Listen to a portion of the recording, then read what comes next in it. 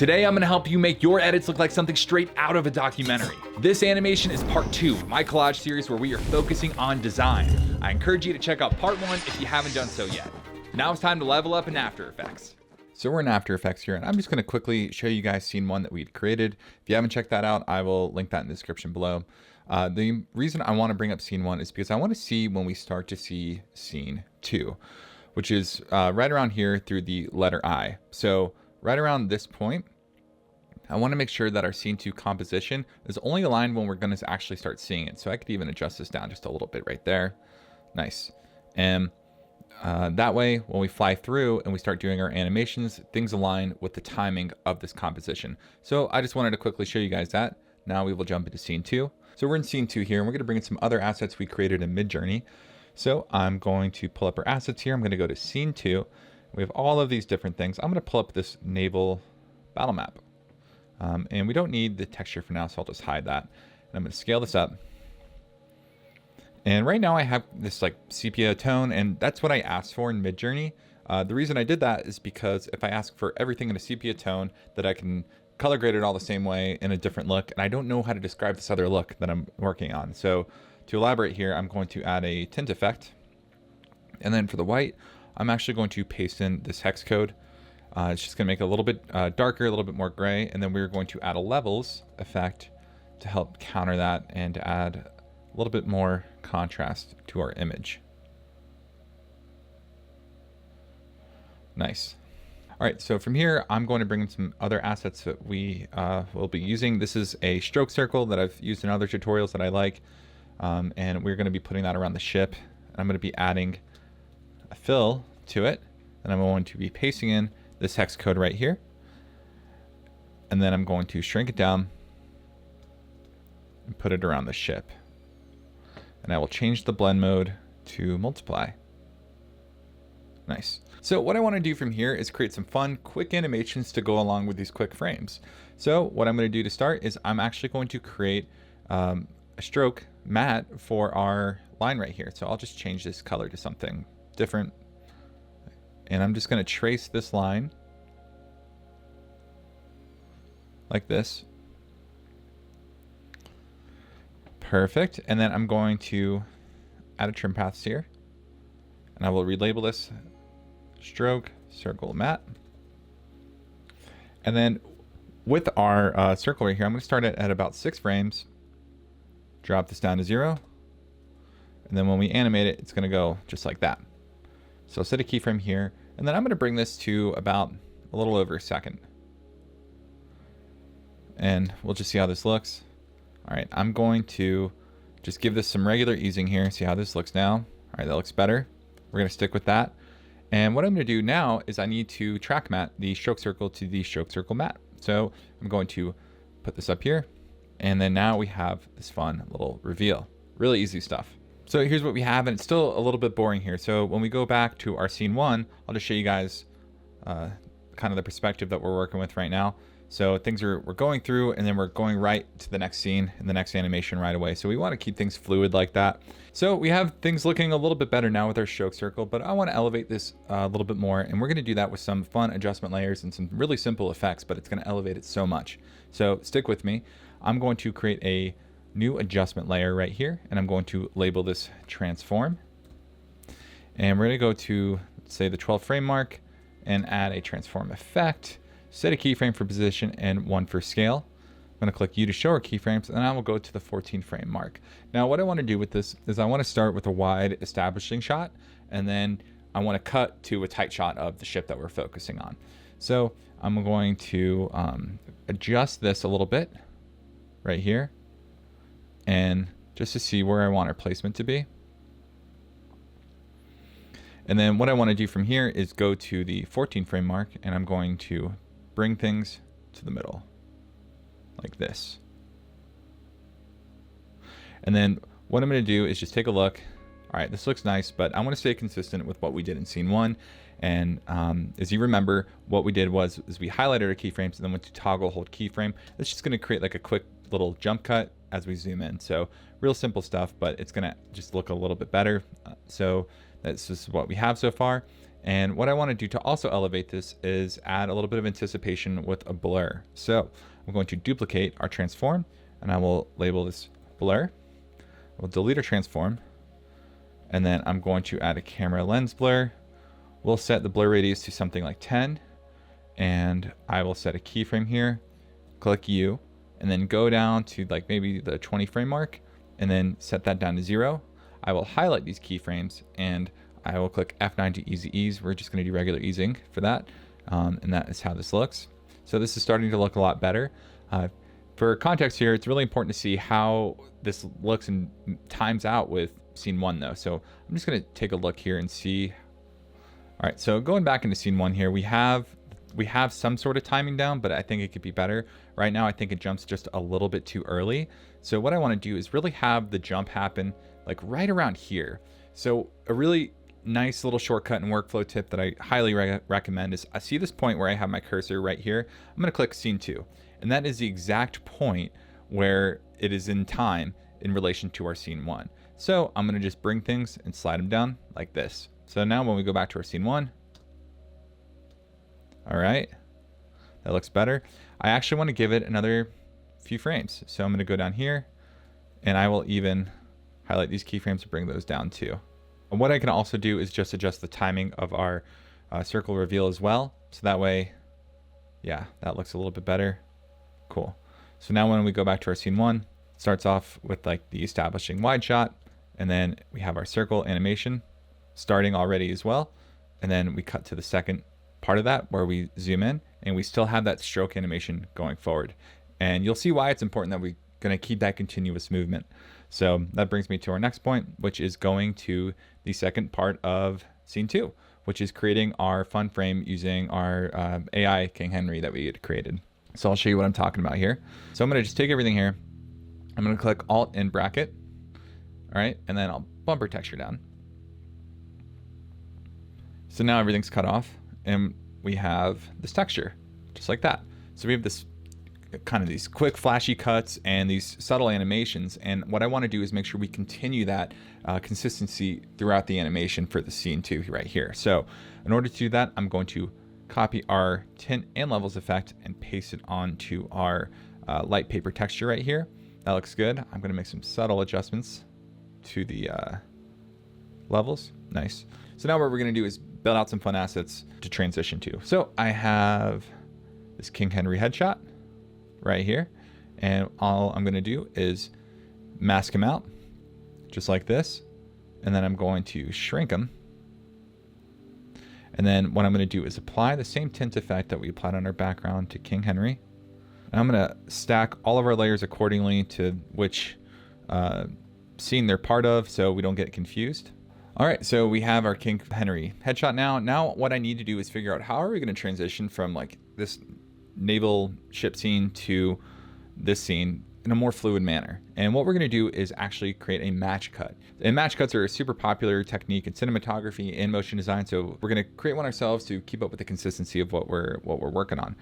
So what I'm going to do is create a stroke that's white. We'll change this to full for now. I'm just going to go over the eyes right here. Like this. And I'm just going to call this eye reveal. And we will drop it down and shorten it up. So now what we want to do is animate the line that we just created to match the cut of this line that's animating with our stroke circle. So in order to do that, it's real simple. I'm going to go here. I'm going to add trim paths. We'll drop it down to 0. Go up here, and then we're going to click F9 to easy ease. And then right away, we have this line animating as that line's animating. And we need to match it up a little bit better, but I hope you're starting to see kind of the direction where we're going with this. Oh, and I forgot to mention, with this eye reveal, we're going to change the blend mode because right now it's just this white. So we will change this to something like difference. And now it kind of looks like this X-ray type of thing. It just looks a little different, so figured why not use it. So what we're going to do from here is create another transform layer. So I'm just going to duplicate the one we had before. I'll reset everything. bring it back down here. So now what I want to do is set some keyframes for our scale and position. So I'm going to set those right here, click U, go down to keyframes, and set 2 more. All right, and then I'm just going to zoom in really tight, just like this. We're taking up the full screen. And same as before, I'm going to highlight these and I'm going to toggle hold keyframe. Essentially what we're doing is we're match cutting in 2 different ways. We're match cutting because they are both tight shots, and we're setting match cuts because they are animated lines. So right here, now that's too fast. So I'm actually going to drop this down a little bit. All right, that looks good.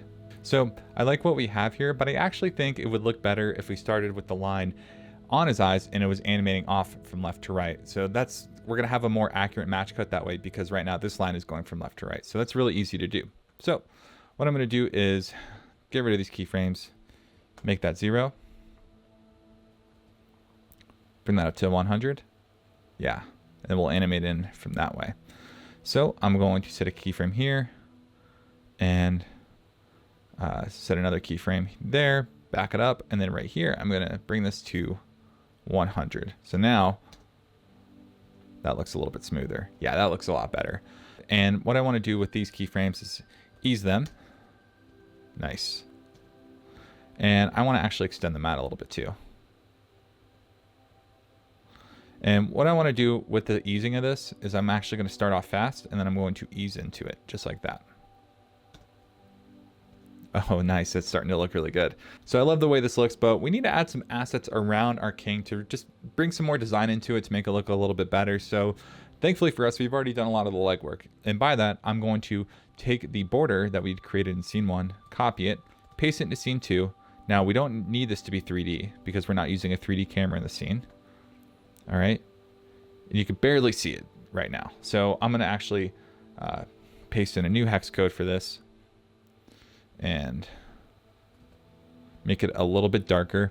And just to make it a little bit different from scene 1, I'm just going to click on the layer, right click, transform, flip horizontal.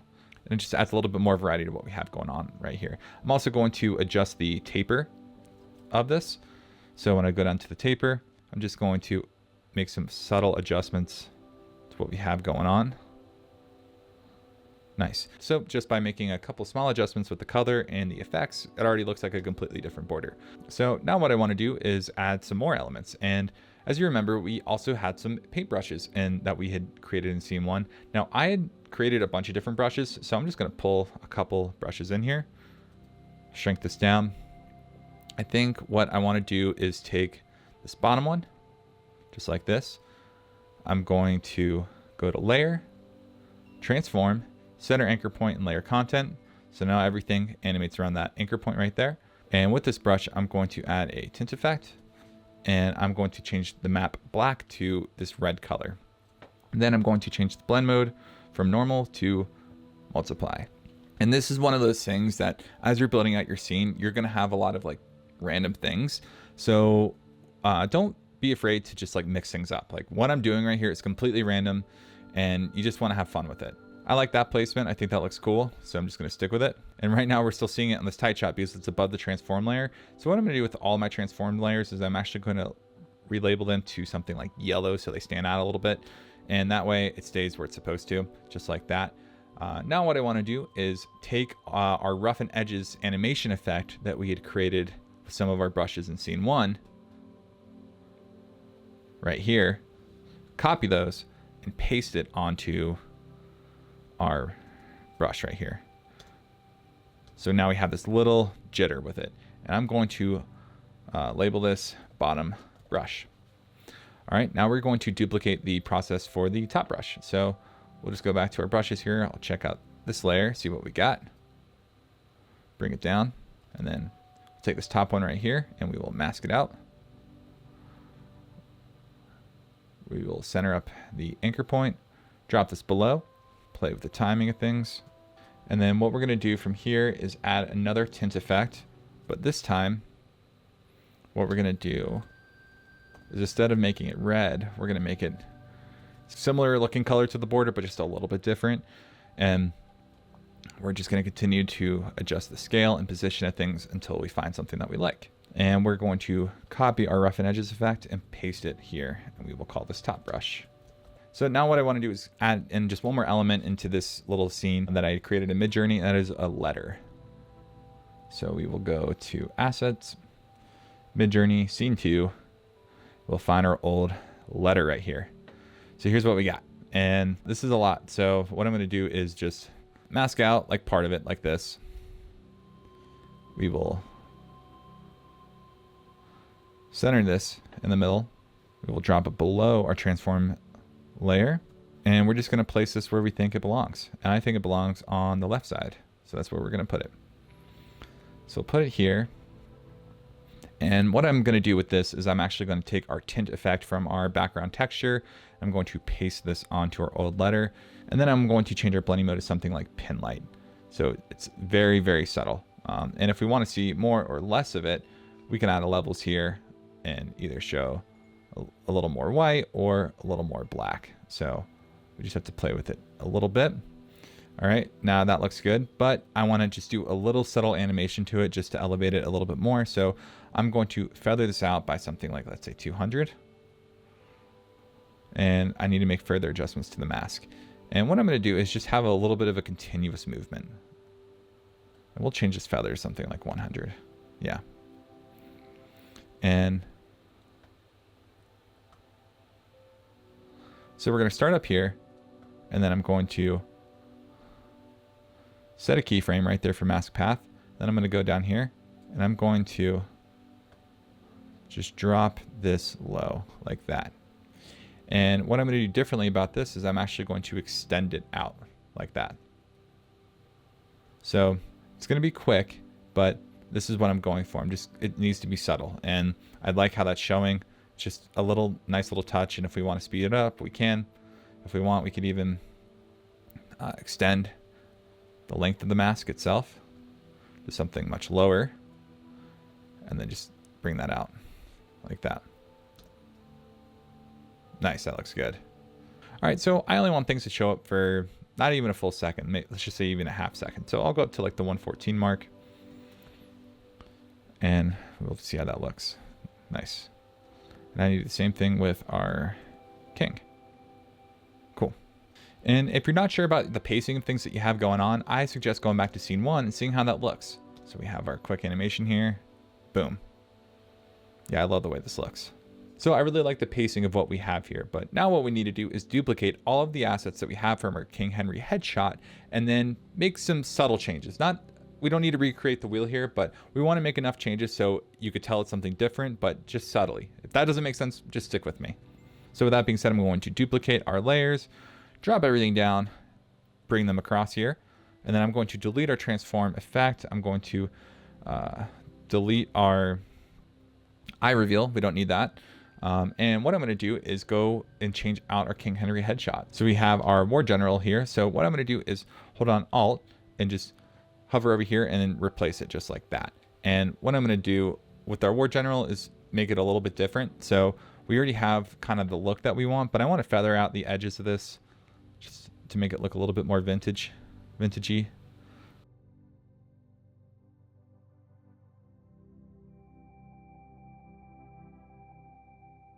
Now what I'm going to do is take our existing assets and just change them up a little bit. So with our border right here, all I'm going to do is scale this up a little bit, and I'm going to thin out the stroke from 17 to something like 12. All right, so now it's a quick little jump, but it still looks good. All right, the next thing I'm going to do is take our brush right here, our bottom brush. I'm going to squish that in, and I'm going to move the placement of it. And with our top brush, I'm going to do the same thing. Cool. And then with our letter, what I'm going to do is I'll delete our mask. I'm going to go and bring it over here. And all I'm going to do is create a circular mask like this. I'm going to adjust it, feather it out like that. That looks good. And we have that little border, that little shadow thing right there. I don't like it, so I'm just gonna move that up. Okay, that looks good. So now what we're gonna do next is bring in a new asset that we haven't used yet, and that is this vintage ship. So I have this vintage ship right here. Just to show you guys what it looks like, I'm going to enlarge it all the way. And I'm going to change the size of the layer so we only see it for this little portion. I'm going to paste in the same tint effect that we've been using for this entire scene too. And with that, I'm also going to bring in the levels and continue to work on this. Now what I want to do is change the blend mode to something like divide. So I'm going to find that right here. All right, so now we have this white ship. I'm going to drop the opacity because this is just a little too strong for me to something like, I don't know, 35. So one last thing I want to do differently with this little portion compared to what we had with our king is I actually want to add some displacement. So if you remember in scene 1, we had this castle texture, and I'll just pull it up right here. And here's what that looks like. I'm going to scale this up. I'm going to add a tint effect to it. And I'm just going to give this a different color so it stands out. So what we're going to be doing with this texture is adding a displacement map to the background ship that we have that is mapped to this castle texture that we have. This is all stuff we did in scene 1. So I'm going to take our battleship here. I'm going to add a displacement map. And then I'm going to map that to the castle wall texture, and right away you start to see a little bit of displacement like this, and I could really change it, but we're going to keep this subtle. We're going to drop the vertical to 0, and what I'm going to do is, and we'll drop the 5 to 0 as well. I'm going to set a keyframe here, go up, set another keyframe like that, and I'm going to highlight these, ease them, and I'll even extend it out just a little bit so it's a continuous type of animation. It doesn't end right at the end of when we see this portion right here. So here's what we have. All right, so I like this, but I don't like how the animation starts right when we see this, and I think it's just, I don't think it looks that good. So I'm actually going to extend this out too. So right when we see this portion right here, it's already in mid animation. All right, so I'm really digging the way this looks, but what I want to do is go back to scene 1 like we've been doing every time we've been ending each one of these portions. I want to go back to scene 1 because I want to make sure everything looks good in terms of timing. So I'm going to go back here, see how this looks. Boom. Oh, this looks so sweet. Now the next thing we're going to do is create our last little portion of scene 2, and that is with this fun map I had created in Midjourney here. So I'm going to go to Assets, Midjourney, Scene 2. And then we have this old European map. I'm going to drop it below everything, scale it up, and just play around with some of the adjustments here. I'm going to add the same tint effect from our texture and apply it here to our map. I'm going to also add a levels just to crunch up the contrast a little bit. And then I'm going to change the blend mode to color burn. All right. And we can continue to mess with these levels a little bit until we have something. I like that. That looks a little bit more faint. All right, so the next thing we're going to do is create some fun, like little marching ant dashes that you would see like on a war map or something like that. So I have our pen tool right here. I'm just going to start here in the UK. I'm going to go over.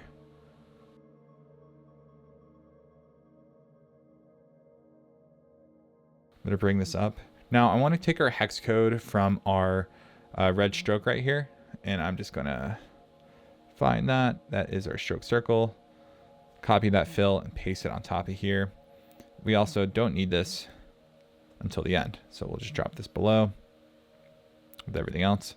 I'm going to change the blend mode to multiply. So now what we're going to do is animate this line and add some fun effects to it. The next thing we're going to do is label this marching ants. I don't know what else to call it. And I'm going to click on this, and I'm going to pull up, and I'm going to type in dashes.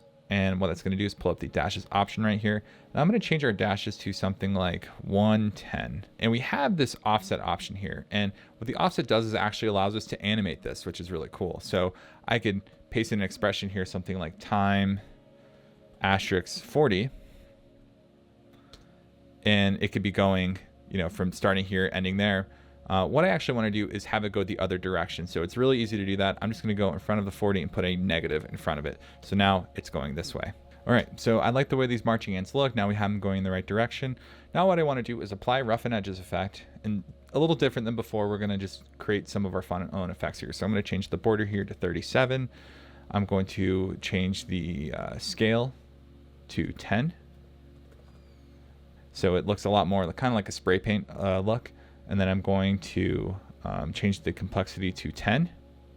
And then for the evolution, I'm going to hold down Alt, click on the evolution here, and I'm going to paste in this expression, which is right here. I'll show it to you guys. It's posterizeTime 3 followed by time times 1000.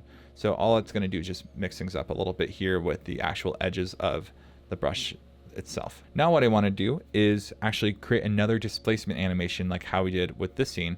So I'm going to take our castle texture here and I'm just going to extend this layer out. Now what I'm going to do is go to the start of this new section that we have here, and I'm going to apply a displacement map. And I'm going to do a horizontal displacement. So I'm going to set a keyframe here and really extend this out like that. All right, so now what we need to do is add some easing. So I'm going to go to our keyframes here, select those, and I'm going to go to our flow plugin, and I'm going to apply the circ preset. So now that's how this looks. And it looks a little odd when it's just the map. So what I'm going to actually do is take this displacement map layer, copy it, and paste it onto the marching ants. So it displaces with it, just like that. We've gone back to scene 1 enough. Let's go back to our render comp that we had created in the first video. And we're going to watch through what we have so far. All right, so I really like what we've built so far, but I want to make some further adjustments. I feel like we hang onto the war general right here just a little bit too long.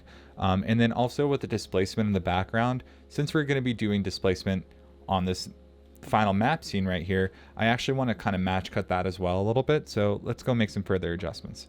So we'll go back into scene 2 here, and all I'm going to do is just shave this off by like, say 2 frames. I'll bump this up here.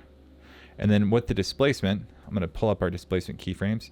I'm just going to bring those forward a little bit as well. So it's, yeah. So it blends in just a little bit better. And I will extend that out. Another thing I saw, and this is a weird, I don't know, glitch thing that After Effects has. When I have a posterizeTime adjustment layer, it should impact everything below it. It doesn't impact the animation when I use my trim pass on shape layers. So to fix that, I'm just going to copy this right here, and I'm going to paste it onto our marching ants. I'm going to paste it onto our eye reveal, and I'm going to paste it onto our matte for our stroke circle reveal. This is all looking amazing. The next thing I want to do is actually create our own custom transition to set us up for scene 3 for the next video. So I'm going to show you guys how we do that and create our entire own custom transition within After Effects. So I'm just going to create a new composition here, and we'll just label the scene 3 just to have, we'll change the duration here to something like 10 seconds. And I'm just going to throw in this paper texture right here. We could always change it out later. And we have scene 2 within scene 1, so that's why on the main comp we're going from scene 1 to scene 3. I know it's complicated, but it's just how we built it out. And what I want to do is kind of decide, where do I want to start to see this next scene pop up at? We're really just figuring out the timing here. So I kind of like this timing. We could always adjust it, but we're going to start with this. Now, in order to transition from scene 2 to scene 3 here, what we're going to do is actually create our own ink mat. And ink mats, if you've never used them before, are really fun. There's a bunch of free ones online, but I'm going to show you guys how to make your own. So I'm going to go to new composition, and we're going to call this ink mat. We will make this, let's just say 3 seconds. Boom. Now what I'm going to do is create a circle, and I'm going to make it white. And I said ink mat, which is what it is when you look it up online, but really what we're doing is creating a luma mat. And what a luma mat does is when things reveal that are white, that's going to reveal our next scene. So if you've never used these before, just stick with me and I'll show you how it's done. I'm going to go to transform, center anchor point in the middle, and then we will align this to the middle like this. Now what I want to do is set a keyframe for the scale and go down to, let's say, like 16 frames or so. All right. And I'm just going to enlarge this like this. And I'm going to bring this down to 0. And here is what we have. Real interesting stuff. And to show you guys just a quick reference here, I will pull up just some assets so you guys can see what I'm talking about here. So I can take our naval map and I can essentially not alpha mat it, but luma mat it. And then right now it's only revealing, showing the white values. That's from this mat. So that's basically a really rough example of why we're making this here. But we're going to elevate this and make it look a lot cooler. So now what I'm going to do is go down here and I'm going to add a repeater. And a repeater adds copies of our shape that we had created. And I'm going to transform it, and I'm going to bring things back in right here, and I'm going to increase the scale to something like 120. And we will continue to play around with the position of things. And now what I want to do is change our end opacity to 0. So what's going to happen, I'll just bring this back in to show you guys. When I do a luma mat, right now, everything in white is what we're seeing in its entirety, and then everything that's gray, we're seeing it partially. So what we're going to be doing is basically building these obscure reveals and using that to reveal our third scene. So this is kind of the starting point of what that looks like. But right now it looks still just a little too boring. So what I'm going to do here is click F9 to easy ease. So that looks a little bit better, but I still need to stylize this a little bit. So to do that, I'm going to add a turbulent displace. And with that, I'm going to change the amount to 150. And this is where you're going to start to see some of the real magic. And then we're going to change the complexity to 10. And right away, now it looks real cool. With this effect, things are already animating in at like a different way. And you could even leave it here and just call it and say this is what you want. But I'm going to just elevate this a little bit more. I'm going to go to the evolution here. And see, when I move the evolution like this, it also moves around like kind of like Jello. I'm going to put a expression in here. And I'm going to hold on Alt on the expression. I'm going to put time asterisk 100. So now it animates in and it has like that cool Jello movement. Of course, for our end result, we want to see just white because we want to reveal everything. But it's going to have this subtle animation as it is animating in to its endpoint. So that is what we have going on right here. Now what I want to do is actually change where we have the direction of this coming in from, because right now we have it coming in from the middle. What I'm going to do is move our anchor point to the side. I'm going to rotate it, let's say like 45 degrees. I'm going to bring it up here like that.